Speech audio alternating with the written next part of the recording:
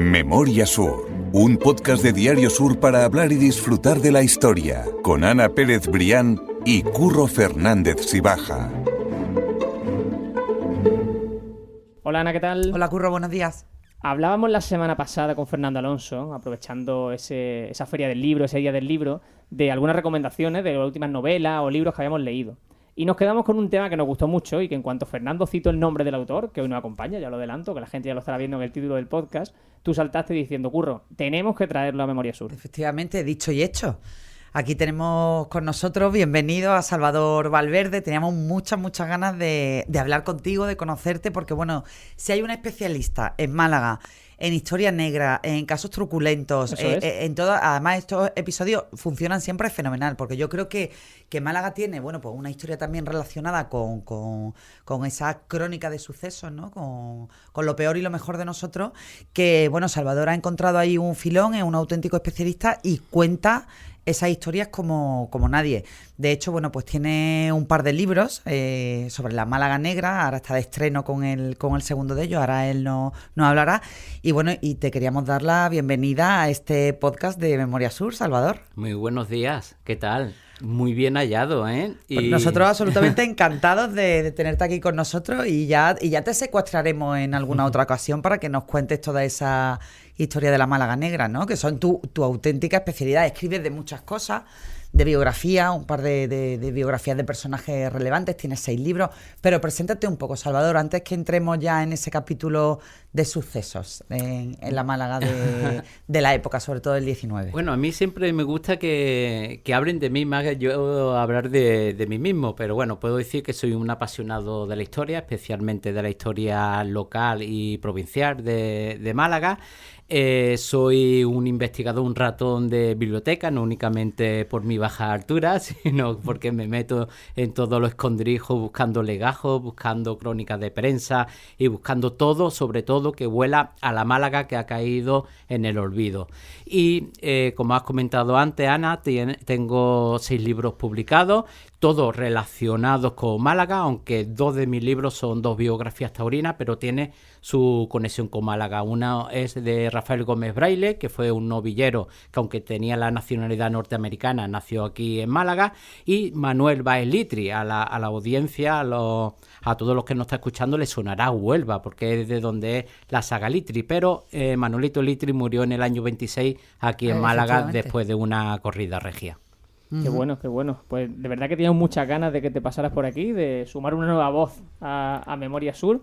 Y vamos a meternos ya de lleno en la historia de ese último libro que has publicado, que es Málaga Negra, el volumen 2, ¿no? Por decirlo así, una segunda parte de un libro que publicaste originalmente, de Málaga Negra, hace 10 años, ¿verdad? Sí, hace ya 10 años, ya era hora, ¿no? de sacar la segunda parte, pero como entre medias ando muy liado, entre otros libros, mis estudios en geografía e historia, la familia, trabajo, etcétera, y eso que cuando ya publiqué la primera parte dije que ya tenía documentación suficiente para ir a por la segunda. Para ya al menos mínimo arrancar con la segunda parte. Y ahora que he acabado la segunda parte he tenido que parar en algún momento y he dicho, bueno, 50, un número bonito, un número redondo. Y tienes ya para la tercera, ¿verdad? Y ya tengo ya... Qué bueno.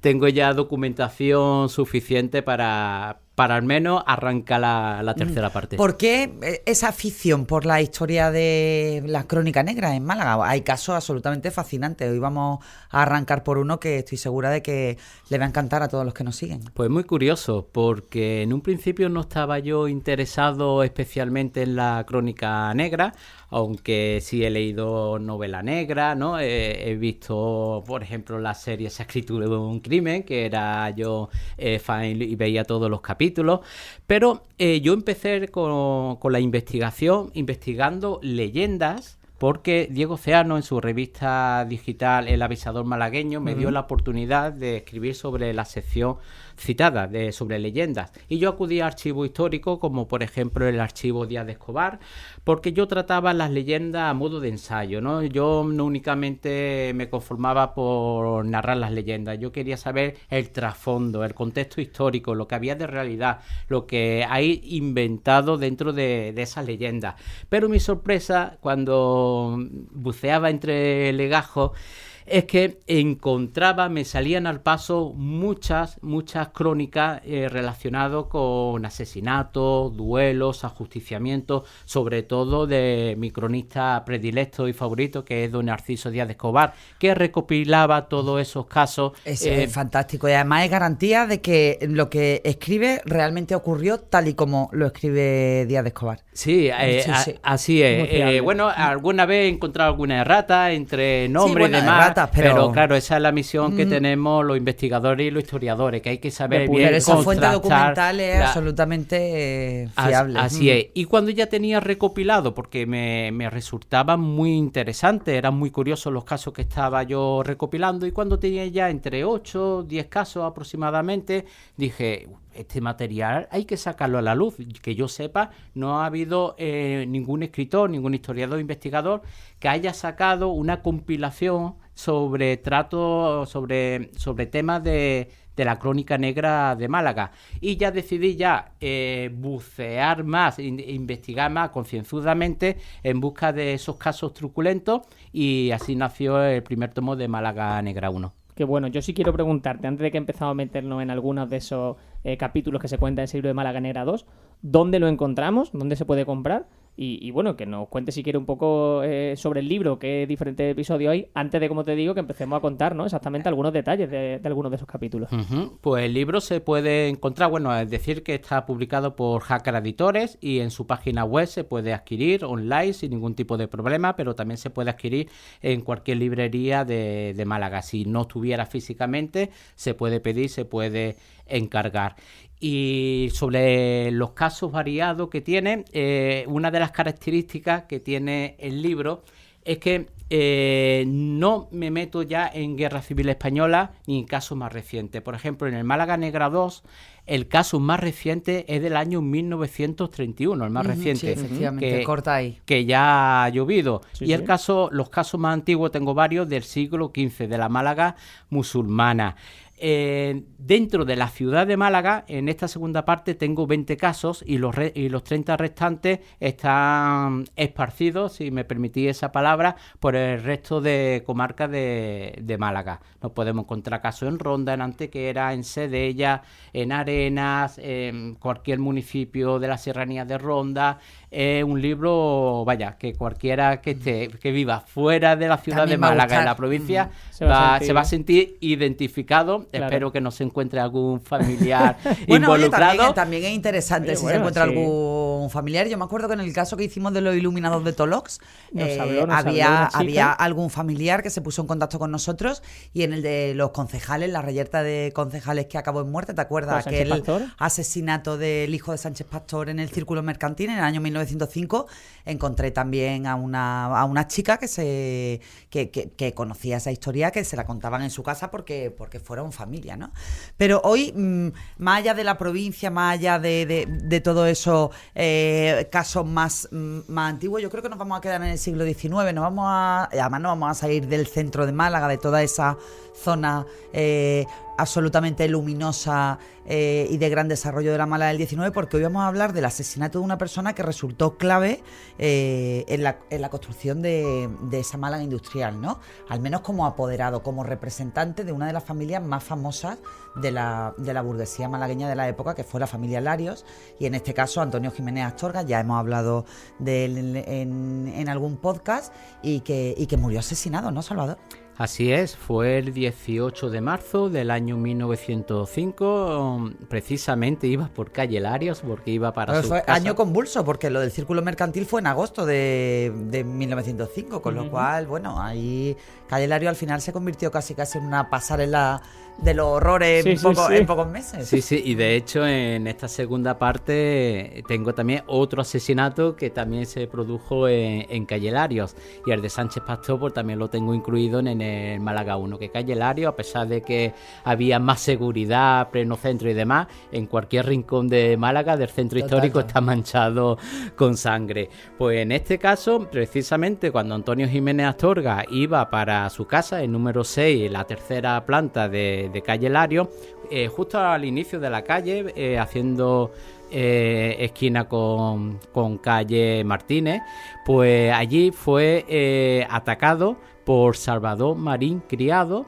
De repente le empezó a asestar a puñaladas y salió corriendo. Lo asistieron rápidamente a Jiménez Astorga y se lo llevaron a su casa. Desgraciadamente murió 4 días después en el hospital civil, y a Salvador Marín Criado, su asesino, lo detuvieron al momento, lo capturaron en la calle Alarcón, Luján.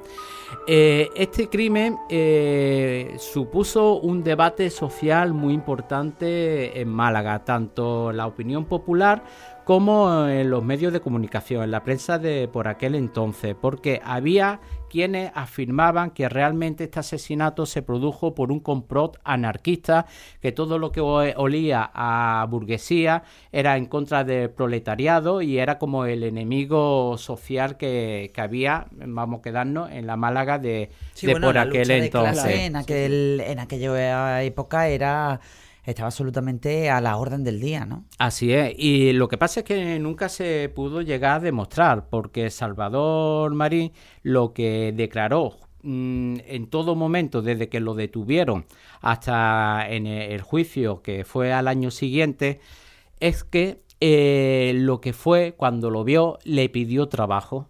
Le dijo que necesitaba trabajo porque tenía que darle de comer a su hijo. Y según Marín Criado, Jiménez Astorga lo miró de muy malas maneras, de arriba a abajo, y le dijo que tenía aspecto de ladrón y que si quería comer, que robara. Supuestamente es lo que le dijo, según declara, ¿no? Lo que declara él. Después, en el juicio, también añadió que cuando después dijo eso, dice que Jiménez Astorga se echó mano al bolsillo como en busca de su revólver. Fue cuando él lo atacó. Dice que le sintió tan mal esas palabras que de la rabia que sentía, pues cogió su navaja y empezó a apuñalarlo. Murió, como he dicho, 4 días después. El cortejo fúnebre parecía un Jueves Santo por calle Lario al paso del féretro, de la cantidad de gente que se echaron a la calle. Y Salvador Marín, lo curioso, también añado en el libro, es que tiene una vida de novela. Este hombre era héroe de guerra, participó en la guerra de Rif en el norte de África, fue condecorado como persona, condecorado al valor de guerra. Estuvo también en la guerra de Filipinas, estuvo de prisionero en Manila. También cuando perdió la colonia España pudo sobrevivir y volver a España. Ocupó otros cargos, otro oficio de labriego, vendedor de pescado y demás, pero su situación, es cierto que cuando asesinó a Jiménez Astorga era prácticamente de indigencia. Y ocurrió eso, ese hecho, y en el juicio finalmente no se demostró, como he dicho antes, lo del complot anarquista, pero lo condenaron a pena de muerte finalmente. Hay más historias muy curiosas porque 2 meses después, se recurrió, el abogado recurrió lo que es la sentencia, pero antes del nuevo fallo, ¿no? Este hombre 2 meses después se escapó de la cárcel. Sí, Junto con 5 compañeros más de prisión, se escapó y fue capturado, si no recuerdo mal, 3 o 4 días, 3 días después, creo recordar.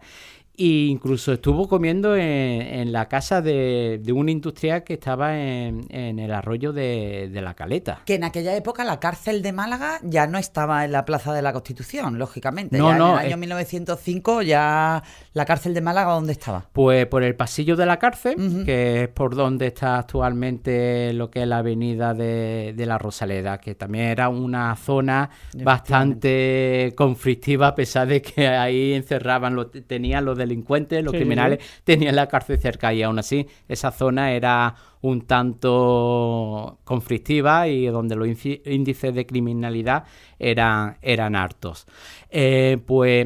Precisamente el hermano de Antonio Jiménez Astorga ofreció una recompensa de 10.000 pesetas para aquel que capturara a Salvador Marín Criado.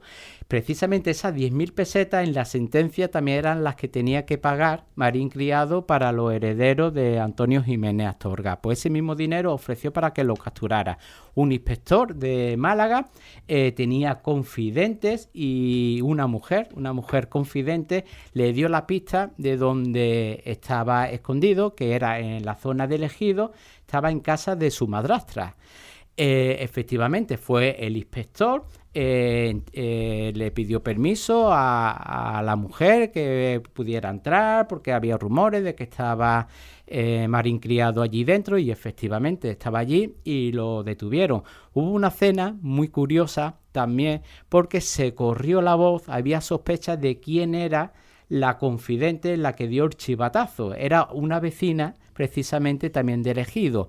Pues muchos vecinos fueron, apedrearon la casa, incluso se publicó en la prensa que abofetearon incluso a su hijo que tenía 9 años. Incluso un familiar, creo que un primo de Salvador Marín Criado, fue con una faca en mano para agredir a esta mujer, a esta supuesta confidente. O sea, que todo lo que movió al final ese caso, ¿no? En Málaga, todo lo que... Es tremendo, esto da para un serial, para una claro, plataforma. Porque es que aquí se incluye el asesinato en la vía principal de Málaga, una persona muy relevante de la época. Bueno, hay que recordar que Antonio Jiménez Astorga, como decíamos antes, fue un personaje absolutamente medular, no solo por la influencia que tenía en los Larios, sino porque cuando se gesta toda la construcción de la calle a finales del siglo XIX, es él el que se encarga absolutamente de todas las gestiones. Porque también todos los aficionados al podcast sabrán que en aquella época ya no quedaba casi ningún Larios en Málaga. Ya había sido la Revolución de la Gloriosa en 1868, ellos ya se habían exiliado y apenas quedaba, como dato testimonial, que fue a la inauguración incluso de Calle Lario, el Marqués de Guadiaro, Carlos Lario, pero no formaba parte de ese núcleo duro de la familia Lario. Entonces aquí se quedó, claro, ellos se fueron, ellos se exilian primero a Londres, a Gibraltar, París, pero dejan aquí a su apoderado, lógicamente, al cargo de su inmensa fortuna y sobre todo de ese gran proyecto urbanístico. Y de hecho el que recepciona, todo el que recibe esos honores y esa alabanza por parte de una ciudad que ya se empezaba a arrepentir de haber atacado a la familia Lario, fue Antonio Jiménez Astorga. Era una persona absolutamente importante en Málaga, y parte de las celebraciones con motivo de la inauguración de Calle Lario ese mes de agosto de 1891 tuvieron lugar precisamente en la calle en la casa, en el domicilio de Antonio Jiménez Astorga, con lo cual era una persona absolutamente vital en Málaga. Fue él el que firmó la cesión de Calle Larios, todas las condiciones de la construcción de la calle, con el alcalde de la época, con Alarcón Luján, y bueno, y como os digo, fue una persona muy, muy, muy relevante, con lo cual su asesinato pues generó un profundísimo impacto en la sociedad de la época. Por supuesto, yo digo que Jiménez Astorga era más reconocible que incluso el marqués que era actualmente, porque digo, ¿quién era el marqués? Yo pregunto, ¿quién era el marqués por aquel entonces en Málaga? Y muy poca gente lo sabe contestar. Era José Aurelio Lario. Claro, José Aurelio, el tercer marqués, efectivamente. Y claro, pero aquí en Málaga no tenía tanta conexión él, ya estaba más, había delegado más a Jiménez Astorga. Claro, ya esa conexión ya se había perdido mucho, a pesar de que el tercer marqués de Lario, José Aurelio, fue uno de los que más poder acumuló. Pues aunque Salvador Marín estuvo condenado a muerte, finalmente no se ejecutó lo que es la pena, porque el día del cumpleaños de Alfonso XIII del año 1908, el 17 de mayo, pues lo indultaron finalmente a Marín Criado y ya cumplió cárcel en cadena perpetua. Y ya no se volvió a escapar, ya cumplió efectivamente pues su pena. Ya ahí pierdo la pista. Ya no sé si después ya le pilló la época convulsa de la guerra civil. Ya ahí pierdo la pista de cuántos años más sobrevivió, si murió en la cárcel, si pudo salir en libertad. Esa parte, pues si alguien lo sabe, que me eche un telefonazo. Totalmente, y completa el capítulo. en una próxima edición. Qué bueno, de verdad. Ana, nosotros tenemos por delante más historias que queríamos contar con Salvador, pero tampoco quiero que el podcast quede demasiado largo. Yo por mí lo partimos y dejamos que tenemos 3 historias chulísimas concentradas en otro capítulo de Crónica Negra que va a gustar mucho también porque es así variadito. Tiene ajusticiamientos, tiene asesinatos y tiene drama.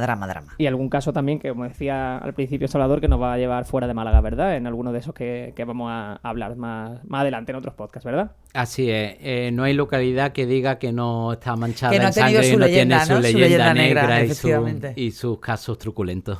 Que bueno, pues Salvador, mil gracias, de verdad, un placer y que nos vamos a ver más seguro por este podcast que está siendo un descubrimiento lo que estamos haciendo. Aquí siempre serás bienvenido, Salvador, así que nada, si te apetece, aquí tienes tu micrófono y tu espacio. Muchas gracias, para mí un placer estar en esta casa, en todo un referente de los podcasts de la historia de Málaga. Qué bueno, mil gracias, de verdad. Pues Ana, fichaje cerrado. Nuevo, fichaje de la nueva temporada. Estamos en el mercado de primavera en vez del mercado de invierno. Pero siempre te podemos incorporar a la gente y para contar estas historias de Málaga más todavía. Pues Ana, mil gracias. A ti siempre, Curro. Memoria Sur es un podcast de Diario Sur. Escucha un nuevo episodio cada semana en iVoox, Spotify, Apple Podcasts y consulta las referencias de este episodio en diariosur.es.